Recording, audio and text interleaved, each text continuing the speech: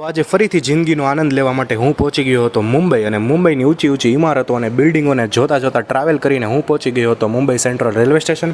તો Mumbai central railway સ્ટેશનથી તમને 3:55 મળી જવાની છે IRCTC તેજસ એક્સપ્રેસ, જેની પહેલાં જ વંદે ભારત આવે છે, પણ વંદે ભારતમાં ટિકિટ ન હોવાથી મેં બુક કરાવી દીધી હતી તેજસ એક્સપ્રેસ. તો આ તેજસ એક્સપ્રેસની અંદર ECની ટિકિટ છે 1680 રૂપિયા અને ચેરકારની ટિકિટ છે 2000+. તો આપણે ECમાં બુક કરાવી દીધી છે અને આવો છે કંઈક અંદરનો જોરદાર વ્યૂ.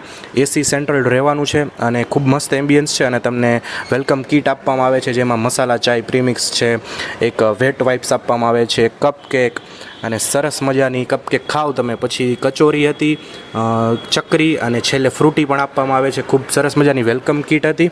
અને જો ટ્રેનની વાત કરીએ તો આ ટ્રેન 5.5 કલાકમાં તમને અમદાવાદ પહોંચાડી દે છે.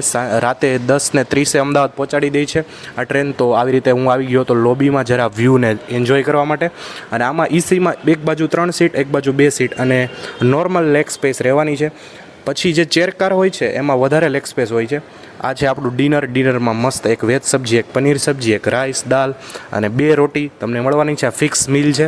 અને પછી આવું છે કંઈક ક્લીનલીનેસ વોશરૂમ એકદમ ક્લીન હતું, અને ઇન્ડિયન અને નોન ઇન્ડિયન બંને વોશરૂમ તમને મળી રહેવાના છે આ ટ્રેનમાં. તો કોમેન્ટ કરી દેજો કે તમને ઇન્ડિયન રેલવેની કઈ ટ્રેન સૌથી બેસ્ટ લાગે છે, અને આ વિડીયોઝ જોવા માટે ફોલો જરૂરથી કરી લેજો. Thank you.